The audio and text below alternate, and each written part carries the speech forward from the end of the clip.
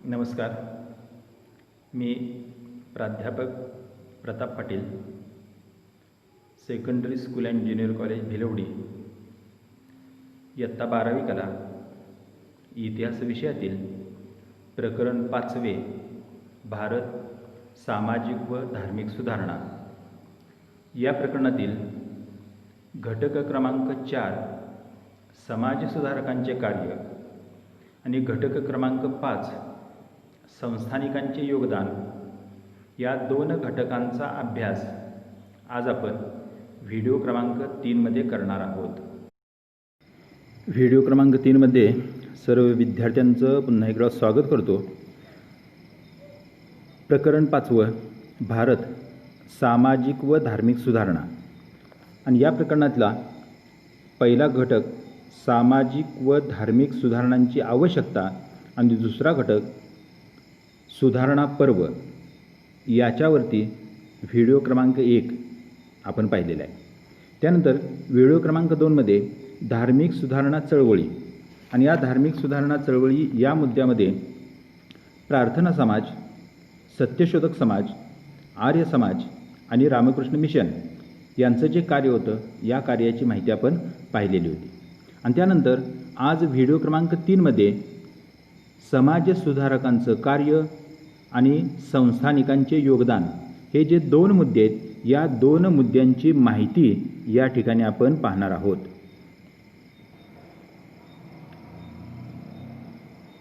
घटक क्रमांक 4 समाजसुधारकांचे कार्य यामध्ये पहिला जो मुद्दा आहे तो म्हणजे सर सय्यद अहमद खान. दुसरा मुद्दा आहे ताराबाई शिंदे. तिसरा मुद्दा आहे महर्षी विठ्ठलरामजी शिंदे. चौथा मुद्दा आहे डॉक्टर बाबासाहेब आंबेडकर. पाचवा मुद्दा आहे रामस्वामी नायकर आणि 6वा मुद्दा आहे कमलादेवी चट्टोपाध्याय. तर या 6 मुद्द्यांची या 6 समाजसुधारकांची माहिती आपण घटक क्रमांक 4 समाजसुधारकांचे कार्य यामध्ये पाहणार आहोत. तर त्यातला पहिलं जे कार्य आहे ते म्हणजे सर सय्यद अहमद खान. तर सर सय्यद अहमद खान यांनी मुस्लिम धर्मामध्ये ज्या सामाजिक सुधारणा केलेल्या आहेत त्याची माहिती पाहणार आहोत. तर यांचा जन्म 1817 मध्ये दिल्ली येथे झालेला आहे. त्यांनी बघा उर्दू, पर्शियन, अरेबिक आणि इंग्रजी या भाषांवरती प्रभुत्व मिळवलेलं आहे. कार्य काय तर आईन ए अकबरी म्हणजे अबुल फजल याने सम्राट अकबराच्या प्रशासन पद्धतीवरती लिहिलेला जो ग्रंथ होता त्या ग्रंथाचं त्यांनी काय केलेलं आहे संपादन केलेलं आहे. 1864 मध्ये त्यांनी मुस्लिमांसाठी सायंटिफिक सोसायटी स्थापन केली आणि या सोसायटीचे सदस्य इतिहास, विज्ञान, राजकीय, अर्थशास्त्र या विषयाचा आता अभ्यास करू लागलेले आहेत. तर जे मुस्लिम धर्मीय लोकांच्यावरती जो धर्मग्रंथाचा पगडा होता आणि त्यातून बाहेर काढून जी वेगवेगळी शास्त्र होती आणि या शास्त्रांचा अभ्यास त्यांनी केला पाहिजे यासाठी त्यांनी मुस्लिमांसाठी सायंटिफिक सोसायटीची स्थापना केलेली होती. त्याच्यानंतर 5वा मुद्दा म्हटलेला आहे की 1669 मध्ये ते इंग्लंडला गेले आणि इंग्लंडहून परत आल्यावरती त्यांनी 1875 मध्ये मोहम्मदन अँग्लो ओरिएंटल कॉलेजची स्थापना केलेली आहे आणि या कॉलेजचे नाव पुढं अलीगढ मुस्लिम युनिव्हर्सिटी असं ठेवण्यात आलेलं आहे. तर हा जो मुद्दा आहे एका मार्कासाठी हा प्रश्न महत्त्वाचा आहे. कोणता तर मोहम्मदन अँग्लो ओरिएंटल कॉलेजची स्थापना कोणी केलेली आहे तर सर सय्यद अहमद खान यांनी. आणि याच कॉलेजचं पुढं रूपांतर कोणत्या नावात झालेलं आहे तर अलीगढ मुस्लिम युनिव्हर्सिटी. त्यानंतर अहमद खान यांनी मोहम्मदन सोशल रिफॉर्मर या नावाचे नियतकालिक देखील सुरू केलेले आहे आणि त्यांनी आधुनिक शिक्षण, विज्ञान आणि तंत्रज्ञानाचा पुरस्कार केलेला आहे. तर अशा प्रकारे बघा सर सय्यद अहमद खान यांनी मुस्लिम समाजामध्ये आधुनिक जे ज्ञान आणि विज्ञान होता या विज्ञानाचा प्रसार करण्यासाठी प्रयत्न केलेले आपल्याला दिसून येतात. त्यानंतर समाज सुधारणेचं दुसरं जे काम केलेलं आहे ते म्हणजे ताराबाई शिंदे यांनी. 1839 त्यांचा जन्म झालेला आहे. आणि महत्त्वाचं काम त्यांचं कोणतं, तर त्यांनी स्त्री पुरुषांच्या परिस्थितीची तुलना करताना निबंध लिहिला आणि यातून त्यांनी अत्यंत जहाल भाषेत स्त्रियांच्या हक्कांचा पुरस्कार केलेला आहे. तर या ठिकाणी ताराबाई शिंदे यांचं हे जे पुस्तक आहे, हे पुस्तक आपल्याला पाहायला मिळतं. तर ताराबाई शिंदे यांनी स्त्री पुरुष तुलना नावाचं जे पुस्तक आहे, हे पुस्तक लिहिलेलं आहे. आणि या पुस्तकातून त्यांनी काय केलेलं आहे, तर स्त्री पुरुषांची जी सद्य परिस्थिती होती, ही सद्य परिस्थिती त्यातून मांडलेली आहे. त्यांनी बघा, विधवा विवाह, स्त्री शिक्षण, सती प्रथा बंदी यासारख्या ज्या सामाजिक सुधारणा होत्या, या सामाजिक सुधारणांच्या पुढं जाऊन स्त्री पुरुष समानतेची मागणी केलेली आहे. आता इथं स्त्री पुरुष तुलना हा जो ग्रंथ आहे, हा ग्रंथ लिहित असताना त्यांनी काय केलेलं आहे, कोणत्याही बाबतीमध्ये स्त्री ही पुरुषांपेक्षा कमी नसून उलट स्त्री ही पुरुषांपेक्षा जास्त खंबीर असते, तिच्यामध्ये आत्मविश्वास असतो, सोशिकता जास्त असते, घर तीच उत्तम प्रकारे सांभाळू शकते, कोणताही निर्णय तीच समर्थपणे घेऊ शकते. आणि यासाठी त्यांनी स्त्री पुरुष समानता, स्त्री पुरुष तुलना हा ग्रंथ लिहिला आणि या ग्रंथातून स्त्रियांना पुरुषाच्या बरोबरीचे अधिकार मिळाले पाहिजेत, याचा त्यांनी आग्रह धरलेला आहे. त्यानंतर पुढचे जे समाज सुधारक आहेत, आणि ते म्हणजे महर्षी विठ्ठलरामजी शिंदे. आता महर्षी विठ्ठलरामजी शिंदे हे एक संस्थानिक होते, राजघराण्यातले होते. आणि असं असताना देखील आपली सर्व संपत्ती त्यांनी समाज सुधारण्यासाठी दान करून टाकलेली आहे. आणि त्यासाठी त्यांनी काय केलेलं आहे, डिप्रेस्ड क्लासेस मिशनच्या माध्यमातून मुंबईत परळ, देवनार या भागात तसेच पुणे येथे मराठी शाळा आणि व्यावसायिक प्रशिक्षण देणाऱ्या उद्योगशाळा देखील त्यांनी काढलेल्या आहेत. तर महर्षी विठ्ठलरामजी शिंदे यांनी काय केलेलं आहे, तर आपलं जे संपत्ती होती, ही संपत्ती डिप्रेस्ड क्लासेस मिशनला देऊन टाकलेली आहे आणि त्या माध्यमातून शाळा आणि व्यावसायिक प्रशिक्षण संस्था सुरू केलेली आहे. त्याचबरोबर बघा, पुण्यातील पर्वतीचा मंदिर प्रवेश सत्याग्रह, म्हणजे पुण्यात जे पर्वतीची टेकडे आहे तिथं शिवमंदिर आहे आणि त्या मंदिरामध्ये सर्वांना प्रवेश मिळाला पाहिजे, यासाठी सत्याग्रह केलेला आहे. दलितांची शेतकी परिषद त्यांनी भरवलेली आहे आणि संयुक्त मतदारसंघ योजनेसंदर्भात देखील त्यांनी जनजागरण केलेलं आहे. आणि अशा प्रकारे सामाजिक सुधारणामध्ये महर्षी विठ्ठलरामजी शिंदे यांचं जे योगदान आहे, हे योगदान अतिशय फार मोठं आहे. आणि यानंतर सामाजिक सुधारणेमध्ये सर्वात अग्रणी आणि महत्त्वपूर्ण जे काम होतं, ते म्हणजे डॉक्टर बाबासाहेब आंबेडकरांचं. तर डॉक्टर बाबासाहेब आंबेडकर यांनी स्वातंत्र्य, समता आणि बंधुता या तत्वावरती समाजाची उभारणी करण्याचं ठरवलेलं आहे. आता भारतीय जो समाज होता, या समाजामध्ये वर्णव्यवस्था, जातीव्यवस्था होती.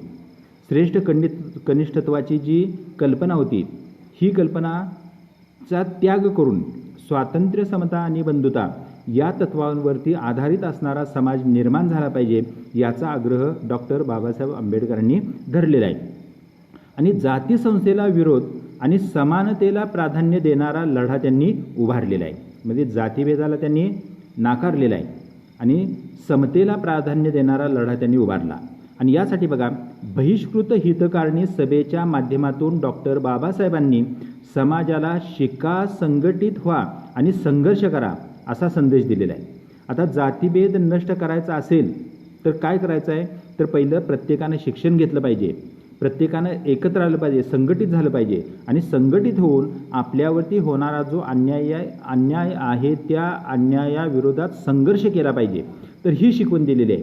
तर परीक्षेसाठी एका गुणासाठी हा महत्त्वाचा प्रश्न आहे. तर कोणता संदेश त्यांनी दिलेला आहे, शिका, संघटित व्हा आणि संघर्ष करा. यातून पुढे महाड येथील 14 तळ्याचा सत्याग्रह झाला आणि सार्वजनिक पाणवठे सर्वांना खुले असले पाहिजेत, अशी भूमिका त्यांनी मांडलेली आहे. आता पूर्वी काय होतं, तर जे दलित समाजातील जी लोकं होती आणि त्या लोकांना गावातील जे सार्वजनिक विहिरी असतील, तलाव होते, त्या ठिकाणी पाणी भरून द्यायला परवानगी नव्हती. आणि जर त्या पाणवठ्यावरती कोणी दलितांनी जाण्याचा प्रयत्न केला तर फार कठोर अशी शिक्षा दिली जात होती. आणि हा जो असमानता होती, ही नष्ट झाली पाहिजे. आणि यासाठी डॉक्टर बाबासाहेब आंबेडकरांनी काय केलेलं आहे, तर महाडच्या 14 तळ्याचा सत्याग्रह केलेला आहे. त्यानंतर बघा, त्यांनी विषमतेचा पुरस्कार करणाऱ्या मनुस्मृतीचे दहन केले. आता भारतीय जो समाज आहे किंवा भारतीय जी संस्कृती, हिंदू संस्कृती म्हणतो, या हिंदू संस्कृतीचा पाया आहे वेद. वेदानं चार वर्ण सांगितले, ब्राह्मण, क्षत्रिय, वैश्य, शूद्र. परंतु हे वर्ण माणसाच्या कामावरती ठरतात म्हणून सांगितलेलं होतं. आता हिंदूंचा जो धर्मग्रंथ आहे भगवद्गीता, त्या भगवद्गीतेमध्ये परमेश्वरानं काय सांगितलं, प्रत्येकाच्या अंतःकरणामध्ये परमेश्वर आहे, मीच आहे, आणि त्यामुळे जातीभेद मानू नका. म्हणजे वेदानं जातीभेद मान्य केलेला नव्हता, भगवद्गीतेला जातीभेद मान्य नव्हता. मात्र भारतामध्ये जी स्मृतिग्रंथ लिहिले गेले, त्या स्मृतिग्रंथापैकी एक असणारी जी मनुस्मृती होती, आणि या मनुस्मृतीने मात्र माणसाची जात, माणसाचा वर्ण त्याच्या जन्मावरून ठरवला.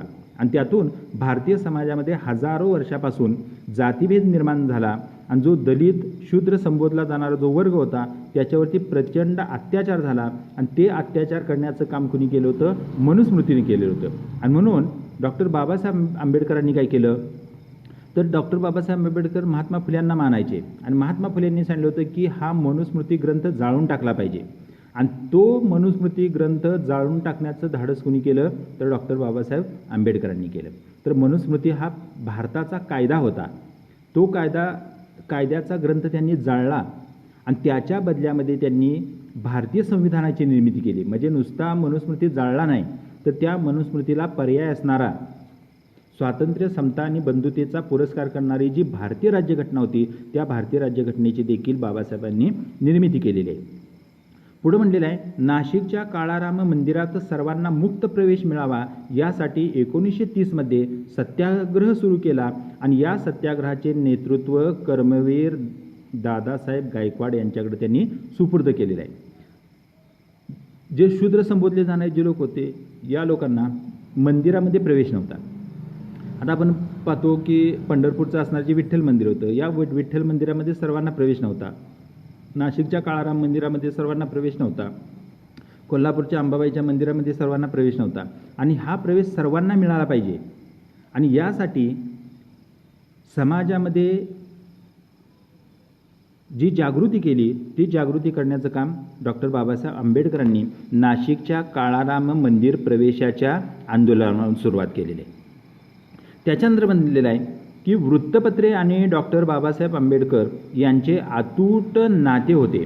आणि जनजागरण करणे, लढा उभारणे या कामासाठी त्यांनी वृत्तपत्रांकडे एक चळवळीचे हत्यार म्हणून पाहिलेलं आहे. तर वृत्तपत्र म्हणजे काय होतं, तर सामाजिक समता निर्माण करणारं आणि विषमतेवरती प्रहार करणारं ते एक प्रभावी हत्यार आहे, हे डॉक्टर बाबासाहेब आंबेडकरांनी ओळखलेलं होतं. आणि यातूनच त्यांनी बघा कोणकोणती वृत्तपत्र सुरू केलेली आहेत, तर परीक्षेच्या दृष्टीने महत्त्वाचे आहेत.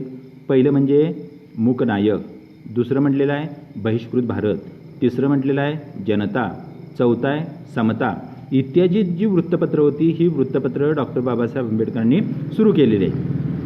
त्याच्यानंतर बघा, तर जो कष्टकरी वर्ग आहे आणि कष्टकरी वर्गाला उज्ज्वल भवितव्य लाभावे म्हणून त्यांनी स्वतंत्र मजूर पक्षाची स्थापना केलेली आहे. पुढे शेड्युल्ड कास्ट फेडरेशन पक्ष स्थापन करून समतेवरती आधारित समाज रचना निर्माण करण्यावरती त्यांनी भर दिला. परंतु बघा 1956 त्यांनी आपल्या लक्षावधी अनुयायांसह बौद्ध धर्माचा स्वीकार केला. तर डॉक्टर बाबासाहेब आंबेडकरांनी हिंदू धर्मामध्ये असणारी जी विषमता होती, ही विषमता नष्ट करण्यासाठी प्रयत्न केले. मात्र त्यांच्या लक्षात आलं की जे सवर्ण लोक आहेत, हे सवर्ण लोक ही जातीभेद, विषमता नष्ट करायला तयार नाहीत. आणि त्यावेळी मात्र डॉक्टर बाबासाहेब आंबेडकरांनी आपले लाखो जे अनुयायी होते, या अनुयायांना बरोबर घेऊन गौतम बुद्धांनी स्थापन केलेला जो बौद्ध धर्म होता, जो समतेचा संदेश देत होता, आणि त्या बौद्ध धर्माचा त्यांनी स्वीकार केलेला आहे. तर भारतीय संविधानाच्या निर्मितीतून त्यांनी मोठं योगदान दिलेलं आहे. तर आपण पाहिलेलं आहे की हे जे भारतीय संविधान आहे, या भारतीय संविधानाची निर्मिती देखील डॉक्टर बाबासाहेब आंबेडकर यांनी केलेलं आहे. तर अशा प्रकारे भारतामध्ये असणारी जी विषमता होती, ही विषमता नष्ट करून स्वातंत्र्य, समता आणि बंधुता या तत्वांवरती आधारित असणारा जो आधुनिक भारत होता आणि या आधुनिक भारताची निर्मिती करण्याचं स्वप्न बाबासाहेबांचं होतं आणि याचसाठी त्यांनी आजची जी भारतीय राज्यघटना होती या राज्यघटनेची निर्मिती केलेली आहे. त्याच्यानंतर पुढचे जे समाज सुधारक आहेत आणि त्यांचं नाव आहे रामस्वामी नायकर. तामिळनाडू येथील बघा एरोड या शहरामध्ये 1879 रामस्वामी नायकर यांचा जन्म झालेला आहे. 1920 त्यांनी काँग्रेसमधून आपल्या कार्याला सुरुवात केलेली आहे. आता महात्मा गांधींनी पहिलं जे आंदोलन सुरू केलं ते 1920च्या दरम्यानच केलेलं आहे आणि त्याच आंदोलनामध्ये रामस्वामी नायकर यांनी सहभाग घेतलेला आहे. गांधीवादी विचारसरणीचा स्वीकार करून स्वदेशीचा प्रसार आणि सर्व जातींना मंदिर प्रवेश करण्यासाठी ते सुरुवातीला कार्यरत होते. तर गांधीजींचा त्यांच्यावरती प्रभाव असल्यामुळं स्वदेशीचा प्रसार त्यांनी केलेला आहे आणि सर्व जाती धर्माच्या लोकांना मंदिरामध्ये प्रवेश केला पाहिजे याचा देखील त्यांनी आग्रह धरलेला आहे. अस्पृश्यांवरील ती निर्बंध दूर करण्यासाठी त्रावणकोरमध्ये झालेल्या वायकोम सत्याग्रहात त्यांनी सहभाग घेतलेला होता. तामिळनाडूमध्ये त्यांनी स्वाभिमान आंदोलन सुरू केलेलं आहे. वर्णव्यवस्था, बालविवाह याच्या विरोधात त्यांनी लढा उभारला आणि या कामामुळे लोक त्यांना पेरियार, आता पेरियारचा अर्थ काय सांगितलं आहे, महान आत्मा म्हणून त्यांना ओळखू लागले. तर रामस्वामी नायकर यांना लोक काय म्हणायचे, पेरियार. पेरियार म्हणजे काय तर महान आत्मा. ते प्रभावी वक्ते, लेखक होते. त्यांनी स्त्रियांचे हक्क, संतती नियमन या विषयावरती देखील क्रांतिकारक भूमिका मांडलेली आहे. तर दक्षिण भारतामध्ये रामस्वामी नायकर यांनी ज्या सामाजिक सुधारणा केल्या आणि या सामाजिक सुधारणातून दक्षिण भारतातील विषमता दूर करण्यासाठीचे प्रयत्न त्यांनी केलेले होते. त्यानंतर सामाजिक सुधारणामध्ये महत्त्वाचं जे काम केलेलं आहे ते म्हणजे कमलादेवी चट्टोपाध्याय. कमलादेवी काँग्रेसच्या सक्रिय कार्यकर्त्या होत्या. 1930 मिठाच्या सत्याग्रहात स्त्रियांना भाग घ्यायला परवानगी द्यावी यासाठी त्यांनी महात्मा गांधींना मनवलेले आहे. म्हणजे महात्मा गांधींना सांगितलं की स्त्रियांना देखील या आंदोलनामध्ये भाग घ्यायची परवानगी द्या आणि शेवटी गांधीजींना ती परवानगी द्यावी लागली. त्यांनी स्त्रियांच्या हक्कासंदर्भात जन्मभर काम केले. जसं त्यांनी स्वातंत्र्य लढ्यामध्ये, भारतीय स्वातंत्र्य लढ्यामध्ये योगदान दिलेलं आहे, तर त्याचप्रमाणे दुसरं जे अतिशय महत्त्वाचं त्यांचं काम कोणतं होतं तर स्त्रियांचे जे हक्क आहेत आणि या हक्कासाठी त्या लढलेले. मिठाच्या सत्याग्रहात त्यांनी सहभाग घेतला. कामगार, शेतकऱ्यांच्या प्रश्नावरती त्यांनी आंदोलन केलं. शेतात काम करणाऱ्या स्त्री मजुरांना न्याय्य वागणूक मिळावी यासाठी त्या आग्रही होत्या. कारखान्यात स्त्रियांसाठी कामाचे चांगले वातावरण असावे असा त्यांनी आग्रह धरलेला आहे. स्त्रियांना बाळंतपणाची पगारी रजा मिळावी म्हणून देखील त्यांनी पाठपुरावा केलेला आहे आणि 1942च्या चले जाव चळवळीत इंग्रजांनी त्यांना 1 वर्षासाठी तुरुंगामध्ये देखील डांबलेलं होतं. तर कमलादेवी चट्टोपाध्याय यांनी स्वातंत्र्य लढ्यासाठी जसं योगदान दिलं आणि त्याचप्रमाणे स्त्रियांचे जे हक्क होते आणि हे हक्क स्त्रियांना मिळाले पाहिजेत यासाठी देखील जन्मभर त्यांनी संघर्ष केलेला आहे. तर इथं आपण घटक क्रमांक 4 समाज सुधारकांचे कार्य, त्यामध्ये सर सय्यद अहमद खान, ताराबाई शिंदे, महर्षी विठ्ठलरामजी शिंदे, डॉक्टर बाबासाहेब आंबेडकर, रामस्वामी नायकर आणि कमलादेवी चट्टोपाध्याय यांचं जे कार्य होतं ह्या कार्याची माहिती पाहिली. यानंतर प्रकरणातला 5वा जो घटक आहे ते म्हणजे संस्थानिकांचे योगदान. यामध्ये 2 संस्थानिकांचं आपण कार्य पाहणार आहोत. त्यातले एक आहेत महाराजा सयाजीराव गायकवाड आणि दुसरे आहेत राजर्षी छत्रपती शाहू महाराज. प्रथम आपण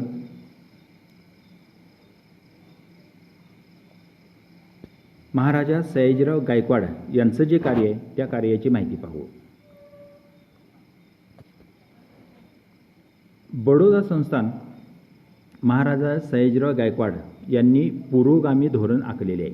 आता त्या कालखंडात बघा, म्हणजे भारत ज्यावेळेला पारतंत्र्यात होता, इंग्रजांच्या वर्चस्वाखाली होता, त्यावेळेस 500पेक्षा जास्त भारतामध्ये संस्थानिक राजे होते. पण त्या राजांमध्ये 2च असे राजे निघाले की त्यातले एक होते बडोद्याचे महाराजा सयाजीराव गायकवाड आणि दुसरे होते कोल्हापूरचे राजर्षी छत्रपती शाहू महाराज. की या 2 राजांनी समाजामध्ये असणारा जो विषमता होती, या विषमतेवरती प्रहार करून सामाजिक समता निर्माण करण्याचा प्रयत्न केला, शिक्षणाचा प्रसार करण्याचा प्रयत्न केलेला आहे, जातीभेद निर्मूलन करण्याचा प्रयत्न केलेला आहे. आणि या दोनपैकी पहिले जे राजे आहेत ते म्हणजे बडोद्याचे महाराजा सयाजीराव गायकवाड. आणि विशेष म्हणजे हे दोन्ही जे राजे आहेत, हे दोन्ही राजे कोण आहेत तर मराठी आहेत. बघा, हे दोन्ही राजे कोण आहेत? मराठी आहेत. तर या भारतामध्ये 500पेक्षा जास्त राजे होते, पण समाज सुधारणाचं काम करण्याचं श्रेय दोनच राजांना दिलं जातं, सयाजीराव गायकवाड आणि राजर्षी छत्रपती शाहू महाराज. आणि आपल्यासाठी अतिशय गर्वाची गोष्ट आहे की हे दोन्ही राजे कोण होते? मराठी होते. तर सयाजीराव गायकवाडांची आपण माहिती पाहू. बडोदा संस्थानात महाराजा सयाजीराव गायकवाड यांनी पुरोगामी धोरण आखले. त्यांनी अस्पृश्यता, आदिवासींना सरकारी खर्चाने शिक्षण आणि वसतिगृह उपलब्ध करून देण्याचा हुकूम काढलेला आहे. तर बघा, जे अस्पृश्य आहेत आणि आदिवासी आहेत हे शिकले पाहिजेत आणि यासाठी वसतिगृह सुरू केलेले आहेत, शाळा सुरू केलेल्या आहेत आणि त्यासाठी येणारा खर्च कुणी केला आहे? स्वतः त्यांनी केलेला आहे. स्त्री शिक्षणाला प्रोत्साहन आणि स्त्रियांसाठी स्वतंत्र व्यायामशाळा त्यांनी सुरू केलेल्या आहेत. म्हणजे फक्त मुलींना, स्त्रियांना शिक्षणच देऊन थांबले नाही, तर त्यांची शारीरिक क्षमता वाढल्या पाहिजेत यासाठी स्त्रियांसाठी स्वतंत्र त्यांनी व्यायामशाळा देखील सुरू केलेल्या आहेत. महाराजांनी राजवाड्यात सर्व जातींचे एकत्र सहभोजन, म्हणजे सवर्ण ब्राह्मणांपासून दलितांपर्यंत असणारी सगळी लोक आहेत आणि या सगळ्या लोकांसाठी काय केलेलं आहे? एकत्र त्यांना सहभोजनाचं आयोजन केलेलं आहे.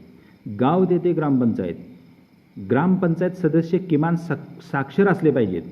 गाव तेथे वाचनालय, सक्तीचे मोफत प्राथमिक शिक्षण, शालेय मुलामुलींना शारीरिक शिक्षणाची सक्ती करणे आणि अशा प्रकारचे जे महत्त्वपूर्ण निर्णय होते हे निर्णय त्यांनी त्यांच्या संस्थानामध्ये घेतलेले आहेत. शेतकऱ्यांच्या मुलांसाठी शेतीपूरक कौशल्य विकास आधारित अभ्यासक्रम त्यांनी त्यांच्या संस्थानामध्ये सुरू केलेले आहेत. आणि बालविवाह, विधवा पुनर्विवाह, संस्थानात विधवा स्त्रियांबरोबर मुलींना माहेरच्या मिळकतीत वाटा देण्याची जे कायदे होते हे कायदे देखील सयाजीराव गायकवाड यांनी केलेले आहेत. तर आजचं आपलं जे भारतीय संविधान पाहतो आणि या भारतीय संविधानात असणारे जे अनेक कलम आहेत त्यांच्यावरती महाराजा सयाजीराव गायकवाड यांचा प्रभाव असल्याचं आपल्याला जाणवतं. तर इथं बडोद्याचे संस्थानिक असणाऱ्या महाराजा सयाजीराव गायकवाड यांनी राजा म्हणून आपल्या प्रजेसाठी कोणकोणती कामे केली याचा थोडक्यामध्ये आढावा पाहिला. त्यानंतर पुढचे जे संस्थानिक आहेत, पुढचे जे राजे आहेत ते म्हणजे कोल्हापूरचे राजर्षी छत्रपती शाहू महाराज. तर छत्रपती शिवाजी महाराज त्यांना 2 पुत्र होते. ज्येष्ठ होते संभाजीराजे. छत्रपती संभाजीराजांचे चिरंजीव शाहू महाराजांनी सातारला स्वतंत्र राज्य स्थापन केलं. तर शिवाजी महाराजांचे 2 नंबरचे जे पुत्र होते छत्रपती राजाराम महाराज आणि या राजाराम महाराजांच्या पत्नी असणाऱ्या रणरागिणी ताराऊ आणि या रणरागिणी ताराऊ यांनी कोल्हापूरला स्वतंत्र राज्य स्थापन केलं. तर कोल्हापूरला स्थापन झालेलं हे मराठ्यांचं जे दुसरं राज्य होतं आणि त्या राज्याचे वारसदार असणारे राजर्षी छत्रपती शाहू महाराज. आणि या राजर्षी छत्रपती शाहू महाराजांनी त्यांच्याच राज्यात फक्त नाही तर संपूर्ण भारतासाठी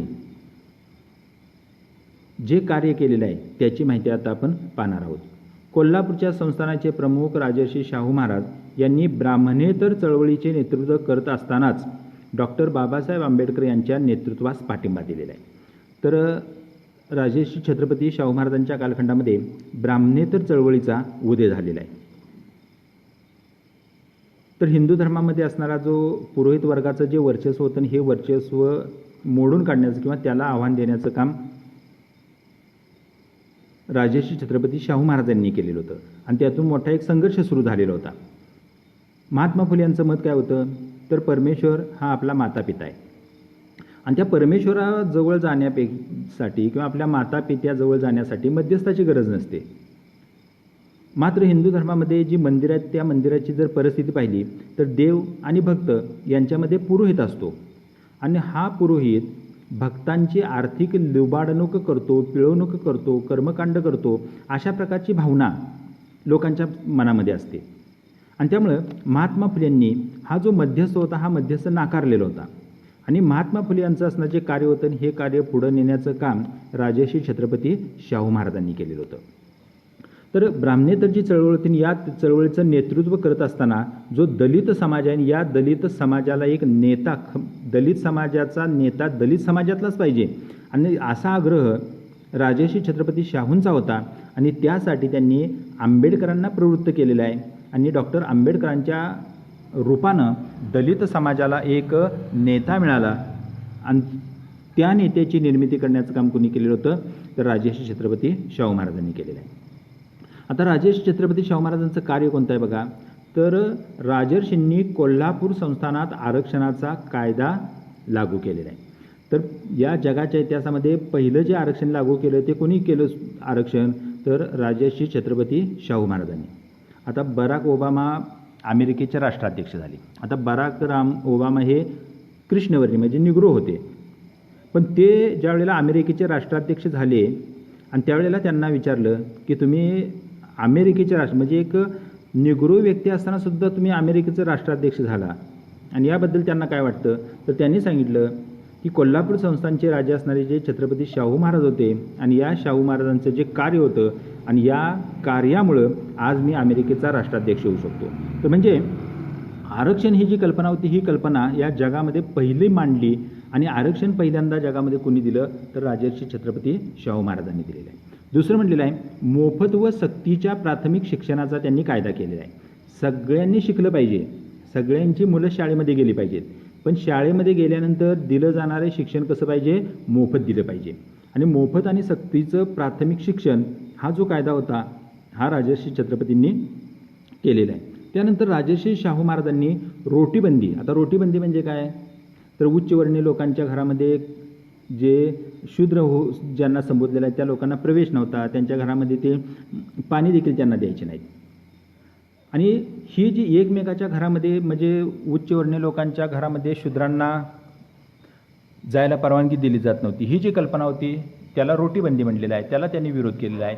बेटीबंदी. आता बेटीमध्ये म्हणजे काय ज्या त्या समाजातील असणारी जी लोकं होती त्यांच्यामध्येच त्यांच्याच मुलामुलींची लग्न होत होती. त्यानंतर तिसरं म्हटलेलं आहे की व्यवसायबंदी म्हणजे सुताराच्या मुलग्यानं सुताराचेच काम केलं पाहिजे, लोहाराच्या पोरग्यानं लोहाराचंच काम केलं पाहिजे, पुरोहिताचा पोरगा असेल तर त्यानं पुरोहिताचंच काम करायचं आहे. आणि ही जी व्यवसायबंदी होती त्यानं तेच काम केलं पाहिजे असं धर्मानं सांगितलं होतं. आणि ही जी कल्पना होती ही कल्पना राजर्षी छत्रपती शाहूंनी नाकारलेली आहे आणि त्यांनी त्यांच्या राज्यामध्ये सांगितले ज्याला जे काम जमते म्हणजे एखादा शूद्राचा जरी पोरगा असेल आणि त्याला वेदविद्या येत असेल तर त्याला देखील पूजा अर्चा देवाची करण्याचा अधिकार आहे. ही व्यवसायबंदी होती आणि याच्यावरती त्यांनी काय केलेलं आहे टीका केलेली आहे. आंतरजातीय विवाहाचा कायदा त्यांनी केलेला आहे.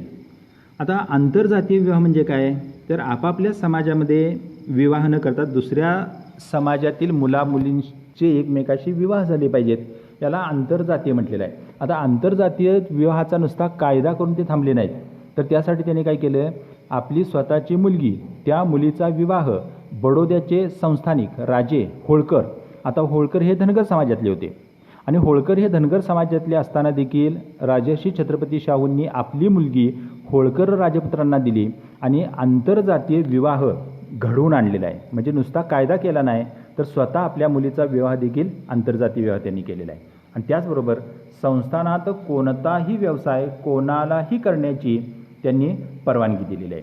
तर अशा प्रकारे बघा राजर्षी छत्रपती शाहू महाराज आणि सयाजीराव गायकवाड यांचं जे कार्य हे कार्य फक्त महाराष्ट्रापुरतं त्यांच्या संस्थानापुरतं मर्यादित नाही तर संपूर्ण जो पुरोगामी विचाराचा जो भारत तयार झाला आणि या भारतीय राज्यघटनेवरती देखील या दोघांचं जे कार्य या कार्याचा प्रभाव आपल्याला जाणवतो. तर इथं आपण या प्रकरणामध्ये या व्हिडिओमध्ये दोन मुद्दे पाहिले, त्यामध्ये समाज सुधारकांचं कार्य आणि दुसरा मुद्दा पाहिला संस्थानिकांचं कार्य. तर प्रकरणाचा समारोप करताना काय म्हटलंय बघा तर या सगळ्या समाज सुधारकांनी भविष्यातला देश आपल्या डोळ्यासमोर ठेवला. स्वातंत्र्य चळवळीसाठी लढणारा डोळस समाज निर्माण करायचा असेल तर विचारशील नागरिक तयार करणे आवश्यक आहे आणि हे या लोकांनी ओळखलेलं होतं. आणि एक सुजाण नागरिक तयार झाला पाहिजे यासाठी या समाजसुधारकांनी कार्य केलं. आणि शेवट म्हटलेलं आहे भारतीयांनी युरोपीय वसाहतवादाविरुद्ध कसा लढा दिला याचा अभ्यास आपण पुढील पाठामध्ये करणार आहोत. तर आज आपण व्हिडिओ क्रमांक 3 बरोबर हे जे 5वं प्रकरण होतं, भारत सामाजिक व धार्मिक सुधारणा, हे जे प्रकरण आहे हे प्रकरण पूर्ण केलेलं आहे. धन्यवाद.